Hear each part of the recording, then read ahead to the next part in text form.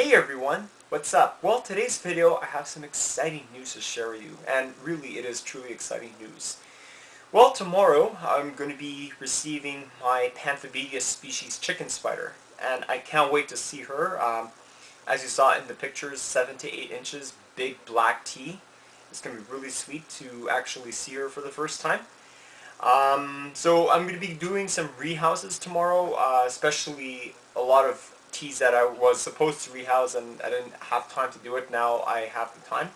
So the Aleta, the species Columbia large, the T. sanulum, Avic ave, no, not the Avic avic, the A. urticans is getting a huge critter keeper, the ones by Phanarian, which is the ones right over here. Aleta is going to get an enclosure very similar to that one, so a lot more room, and a couple of others. So, in other news, yes, I got some molts to share with you, and you're going to love them.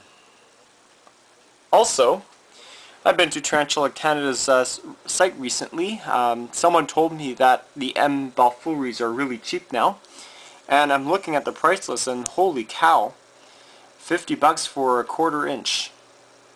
Man, just 2 years ago these were $125 to $250 for a well-started sling. So at least breeding of the species is going on, and it's truly a magnificent tarantula.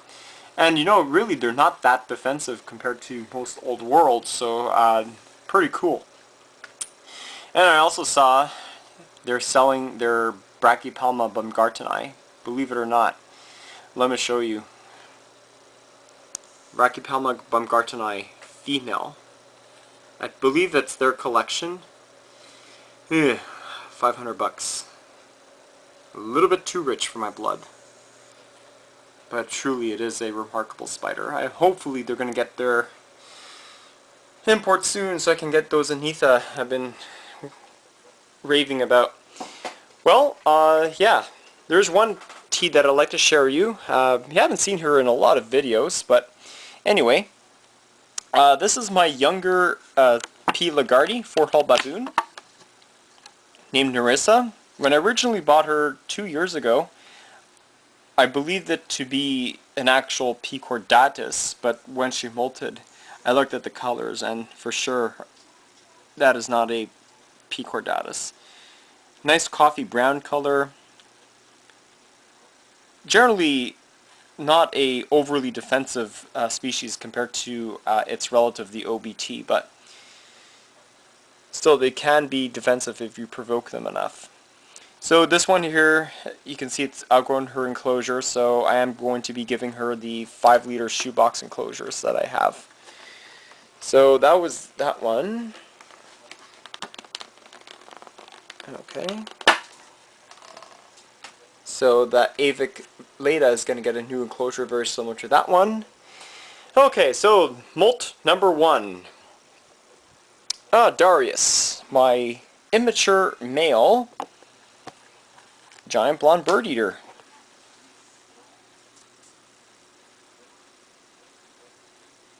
As you can see, he's around the 3.5 to 4 inch mark. I didn't realize that he molted. He looks really cool. And I know he's a male because I originally sexed his molts.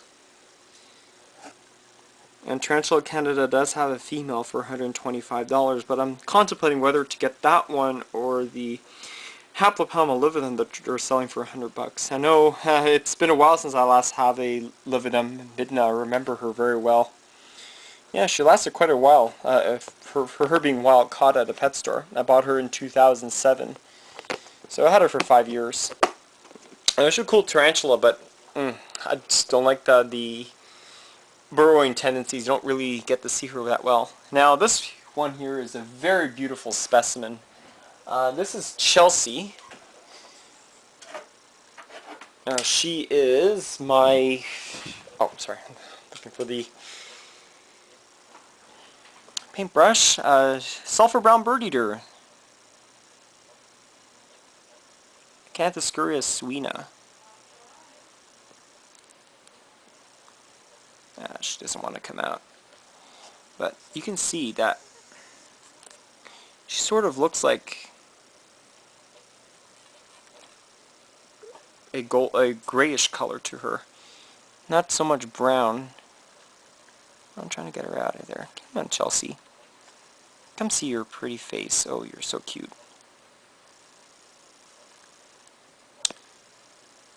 There we go. Look at that.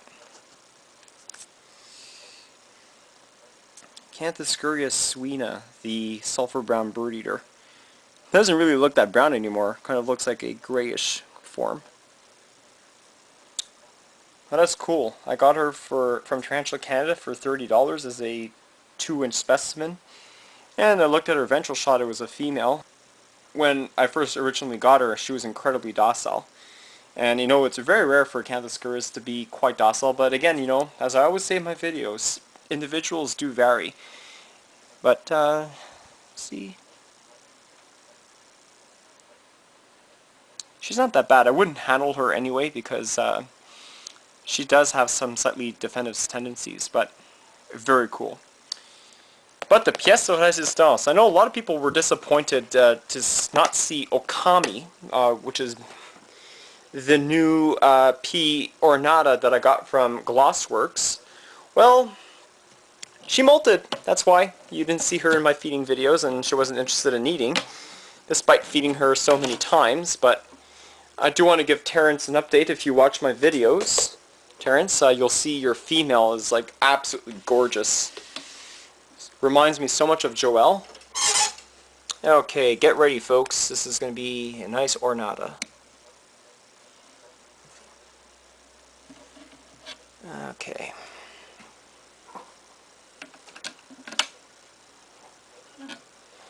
You're ready. Feast your eyes on this specimen.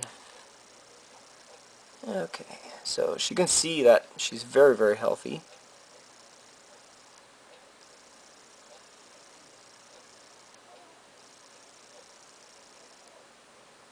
There we go. I don't want to touch her too much. Wow, she's really beefy. I would say she looks to be around the 7-8 inch mark. Yeah, it reminds me so much of Joelle. And I actually like this one over the previous one, Joelle, because of her much more calmer and forgiving nature compared to Joelle. Remember Joelle? That one? Holy cow. She used to be a firecracker. Every time I open up the cage, she would just dart up and down and have nowhere to go. But so far this specimen is actually calm, so I really did good on this one. And something really cool that I thought I should share with all the subscribers that watch my channel. As you probably know, I'm studying to be a teacher. I graduated this May. And now I just want to share you that I just got this in the mail, which is my official teaching license. See, was born on November 8th, 1982, and it tells me that I satisfy the requirements at McGill University with a secondary and technology subject. Awesome. Very cool. So when that Panthobeteus arrives, definitely I am going to make a couple of videos on that one.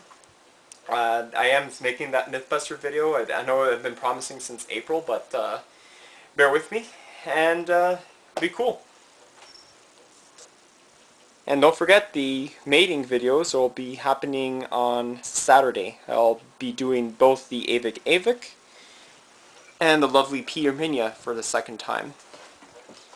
And, believe it or not, still have the egg sac right here. I'm not going to be pulling it out. I'm just going to take some duct tape and taping the sides, so that way I wouldn't have escapees. Alright everyone, thanks for watching.